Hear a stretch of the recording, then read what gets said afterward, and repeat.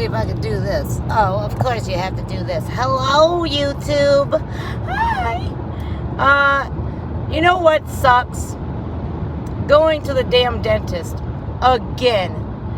I don't know if any of you guys have had root canal issues, but from what I've heard from everybody is get a root canal. You're not going to feel the pain at all afterwards. It's going to be instantaneously. And guess what? Lies, lies, lies. Hello. Hi. I can't see your names because I'm kind of like trying to pay attention to driving. But, so anyhow, check this out. Everybody tells me that root canals, as soon as you get, hello Stuart, hello brother, hi Sophie. Everybody tells me that if you go get a root canal done, it's immediately relieved, right? So I'm like, yay, I'm so excited. Well, nothing could be further from the truth. I was in the chair at the dental school, and I'm not knocking it because it was the only one that were specialists in root canals that took my insurance, my health insurance. Another con of living in the States is your insurance company dictates where you go for treatment. Yay. Hola, Brianna. They dictated that I go to this dental school about 25 or so minutes away from my house. Cool. I don't have to come out of my pocket yet. So I'm in the chair for 4 hours. She's trying her best. I have extremely long roots and they curve up like this. Because I have these crazy teethers of mine, right? So she's drilling, she's pulling, like she's straddling me and like basically over me, and she, you know, she's getting in there with all her might. I'm like, are we done yet? No, we have to drill another tooth next to that tooth because you need a filling. Okay, cool. But they did the root canal and they drilled the tooth next to my tooth, right? The one that needed the root canal. So this is the tooth here that needed the root canal. It's a bicuspid. And then this one next to it, it's this tooth here, and that one here is the one they drilled. After 4 hours of drilling, hello, good morning, hello. Congratulations, graduate. Yay, good job. That's what I like to hear. Amazing, congratulations to you. So she says we're going to place temporary fillings in those two teeth. You can come back next week. I'm like, what do you mean, you're not going to fill them now? I've been here for 4 hours. What's another hour, right? No. Temporary filling. So I can feel a move. I feel these massive holes in my teeth, right? And anytime anything liquid, hot or cold gets in those like crevices, holy bananas. Like, I don't think I've ever felt that kind of pain. This is worse than childbirth. And I've given birth to 2 kids. Romans was so easy, but Matthew's was like 18 and a half hours of hard labor. It's terrible. But this is worse, right? So I go out to dinner last night, and I got a chocolate cherry martini because at this fish house, it's so good. So I don't even get to drink it because the first sip I take, the cold gets into those teeth, and it sent shock waves through my entire face. And I'm like, oh my God. So now I haven't been able to eat for almost a week. I'm chewing on this side. I got food stuck in here. It was a Ritz cracker, so it was hard and it stuck up in my tooth. And I'm like, son of a biscuit. And I got the cold and hot beverages in my tea. Oh my God, the worst pain I've ever been in. Then I have a Sonicare toothbrush, and I put it to my teeth, and it feels like a jackhammer. It is the worst pain ever. I don't recommend putting anything off like that, you guys. I put off this root canal for months, and I was like, it wasn't that I was like just putting it off because I'm being lazy. It was because I could find nowhere to take my insurance. My dentist, my normal dentist, couldn't do it. Right? Oh, I don't wish this on my mortal enemies. So I put it off for a couple months because of scheduling issues. I'm finding a dentist that could do it. Now I go here, and I'm in more pain now than I was before the root canal. So I'm going, great, this is just my luck. So pray for me that this gets fixed today, because I'm telling you what, this is so remarkably painful that I lose sleep over it. I can't eat. It's been hell. So I'm trying my best to get some reaction videos done, given if I have time, or if I'm not in pain, or if I don't get sleep. So I'm trying my best. I'm not streaming today because it's Monday, but I figured I'd come on here and let you guys know what's going on. The drama of the root canal saga continues, and I figure let's hope and pray these forever fillings get fixed. Thomas, oh, thank you, honey. Whiskey and pliers. No, I got one tooth pulled out, and I'm never doing that again. So I'm going to take care of my teeth appropriately. Your oral hygiene is very important. Yeah, it's something that you really need to take care of. Flossing every day, brushing twice a day, if not more. You know, I did all of that, and I still needed a root canal. But, you know, it's just been crazy. Modern Warfare, hello. Hi. Not too much, just going to the stupid dentist again. It's like they're my home away from home. And I'm hoping, like, hell, this gets fixed so I can stream. Because being in this pain, it's like, it's terrible. I literally don't wish this on anybody. But yeah, I'm going to do my best after this. Last time I was in the chair, she got me with, hi, Big Poppy. She got me with Novocaine in the roof of my mouth. Oh my God. I felt the crunching. It was horrific. Oh, you guys, if you haven't checked out the video yet that me and my best friend did last night, please go check that out. We did a paranormal reaction, and before she came over last night, she came over relatively later last night, but in the afternoon, her and I were discussing it via text message, and I'm getting ready to get in the shower, and my bathroom lights are flickering off and on. And they have never done that before. And it just so happened to be watching a story about, like, a interview with Andrea Perrin, and she lived in the Richardson farmhouse, the haunted farmhouse from The Conjuring, the movie The Conjuring. We all know that movie. That's up there, like, with The Exorcist as far as scare factors go for me. I cannot watch that movie without jumping, screaming, crying, and whatnot.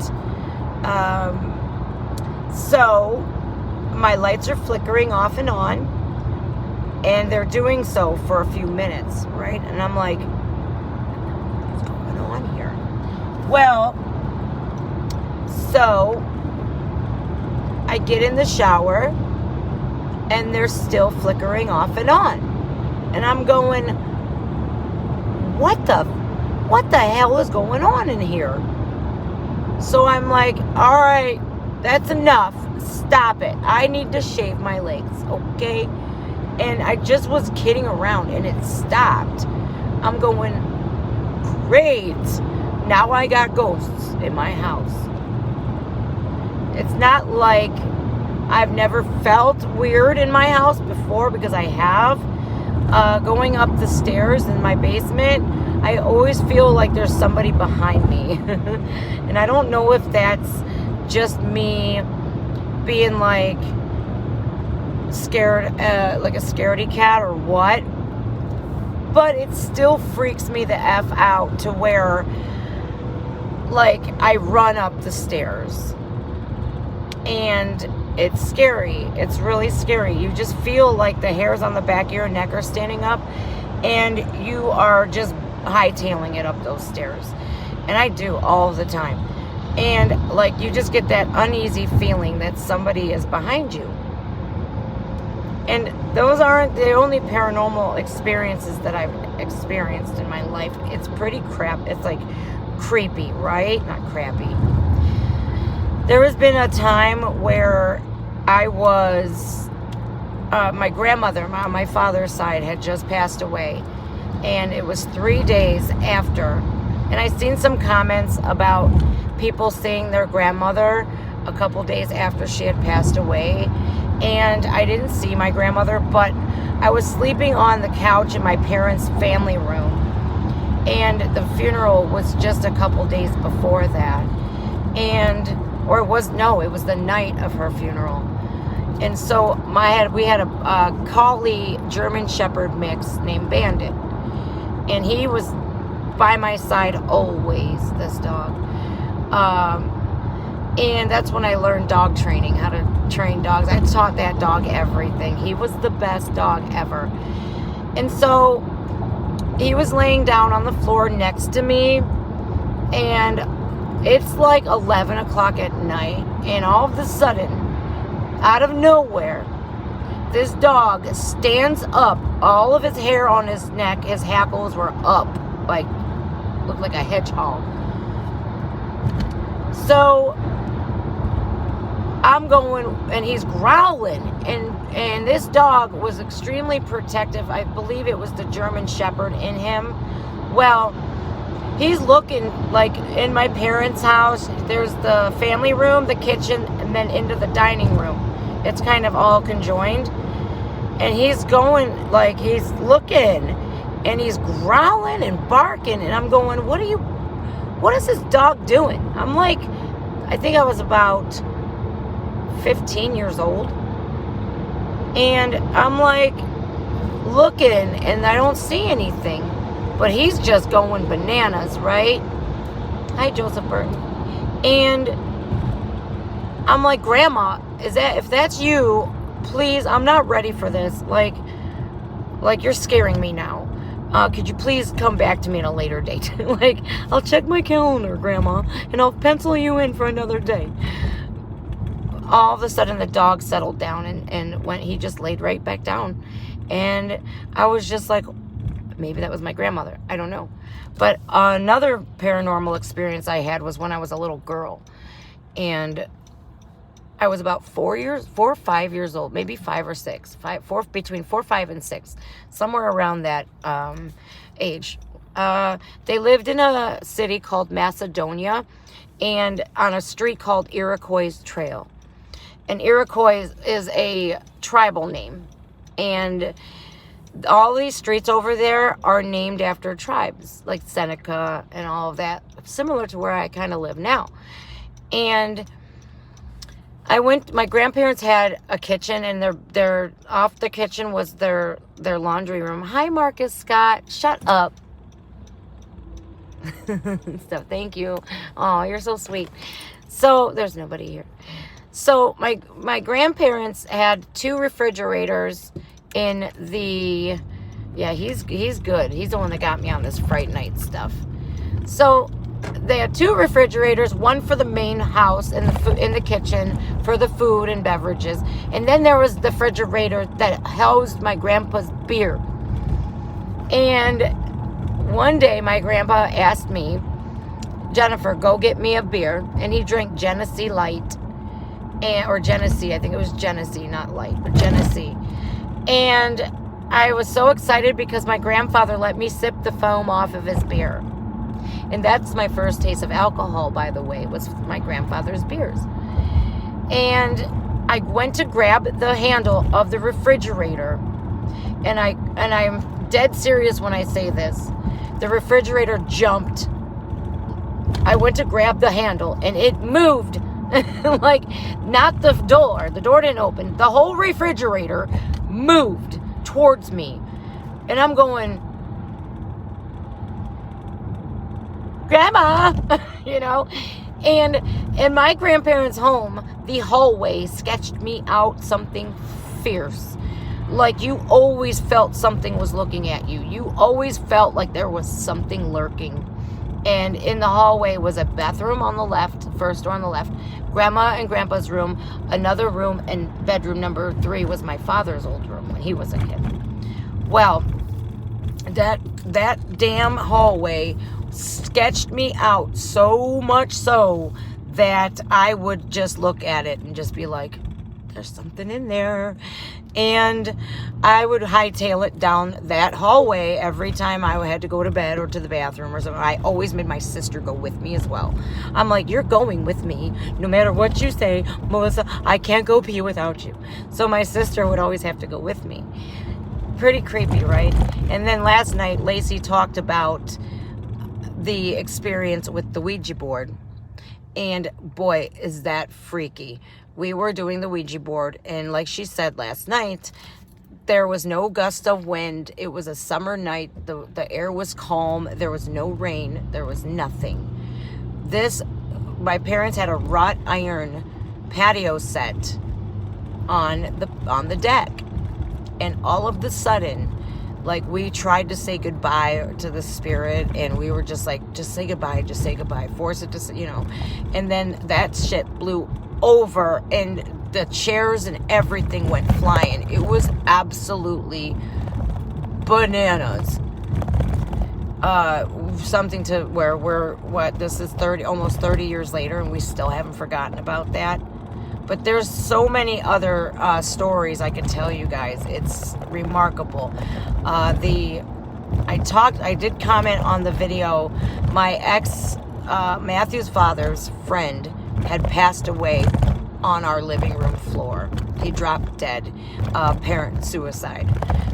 He'd overdosed himself on medications. And this was before I started using heroin. It was... my ex was friends with him, and I was like, this dude's bad news, man. I was going to school for nursing at the time, and he was prescribed methadone, but not the little methadones, the big boys. They're 40 milligram methadone at the time. I don't even believe they make them anymore. Well, this kid took 11 40 milligram methadones.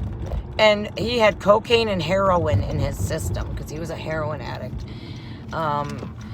And he was, all of a sudden, we all went to sleep. I had taken a nap before my class, and I woke up on the couch, and next to me, he was on the floor, dead. And I'm going... this dude's dead on my floor, and I'm screaming, like, call 911. Matthew's father runs out of the home to go get the neighbors. I'm like, what are you doing, you fool? And I'm like, call 911. And so I'm doing CPR on him, and he's cold. He's dead. He's gone. Here he had absolutely taken way too much medication, and he told my son's father that he was going to go out with his boots on. That means I'm going to kill myself. And so he did. And several years later, I was walking to my bathroom, and in that specific spot, I felt a force push in through me. It was like static electricity. Every hair on my arms, in my hair, everything was standing up. And then I felt a force pulling going out of my back, a pushing going in, and a pulling sensation coming out of my back. And that has never happened to me before or since then. It was remarkably crazy. But that's a ghost story I just wanted to tell you guys. And I'm at my dental school right now. My appointment is in 2 minutes. So I got to go. Wish me luck, you guys. I love you all. And I will see you guys later. I just pray I can get some reaction videos done today. I know I'm slacking, and I know I need to get those done. All right, you guys. I love you very much. Have a great day. Remember to love yourselves. Love one another, be kind, be gentle, be caring, be nurturing, all of that good stuff. Okay, guys, have a great day. All right, love you all. See ya.